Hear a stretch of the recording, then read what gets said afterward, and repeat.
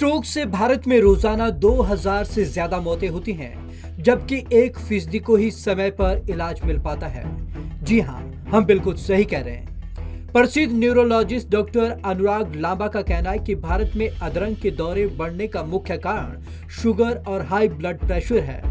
उन्होंने कहा कि ऐसी गंभीर बीमारियों का समय पर इलाज करवाना बेहद ही जरूरी है।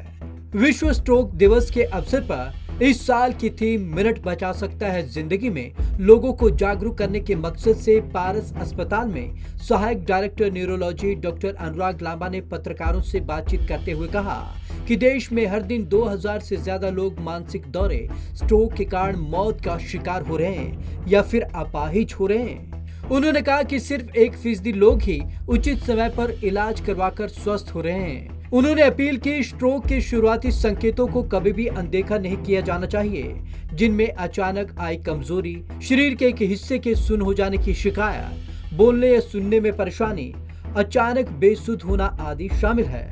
उन्होंने कहा कि ब्लड शुगर, कोलेस्ट्रॉल तथा ब्लड प्रेशर पर काबू किया जाना बेहद ही जरूरी है और इसके लिए निरंतर सैर, व्यायाम आदि बहुत आवश्यक है। न्यूरोलॉजिस्ट ने यह भी कहा कि 80% से अधिक मामलों में स्ट्रोक को रोका जा सकता है और 30 के ऊपर के लोगों में हाई ब्लड प्रेशर, शुगर और कोलेस्ट्रॉल के लिए वार्षिक जांच बेहद महत्वपूर्ण है। मैं डॉक्टर अखिल मोंगाव, मैं neuro and vascular intervention specialist हूँ। तो जैसे सर ने बताया कि स्ट्रोक के पहले 4 घंटे के अंदर हम एक इंजेक्शन है 4.5 घंटे के अंदर तो दे सकते हैं, जिससे जो क्लॉट्स हैं वो कई बार टूट सकते हैं, खून से जो नाली है वो दोबारा खुल सकती है। पर कई बार जब क्लॉट थोड़ा बड़ा होता है तो इवन वो इंजेक्शन भी उतना काम नहीं कर पाता और अगर 4.5 घंटे बीत गए हैं तो उस केस में भी आफ्टर 4.5 घंटे हम ये इंजेक्शन नहीं दे सकते। पर इसका मतलब ये नहीं है कि और कोई तरीका बचा नहीं। पिछले 5 से 7 साल में एक नई टेक्निक आई है जिसमें तारों का इस्तेमाल करके हम पेशेंट की खून की नाली में घुस सकते हैं और जैसे हार्ट का एंजियो होता है वैसे ब्रेन का एंजियो करके उस तार के माध्यम से क्लॉट को निकाला भी जा सकता है। तो हम किसी की वेट नहीं कर रहे, इस केस में हम जाके वो क्लॉट खींच के निकाल रहे हैं ताकि पूरा का पूरा क्लॉट बाहर आ जाए और जो खून का प्रवाह जो रुक गया है, जो फ्लो रुक गया है ब्रेन को, वो दोबारा स्टार्ट हो जाए।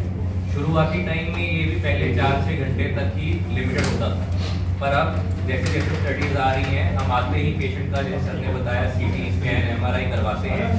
उसमें हम ये देखते हैं कि जिस खून की नाली बंद हुई है उससे जो ब्रेन सप्लाई होता है, अगर वो सारा ब्रेन ऑलरेडी डैमेज हो चुका है तो हम वो नहीं करते।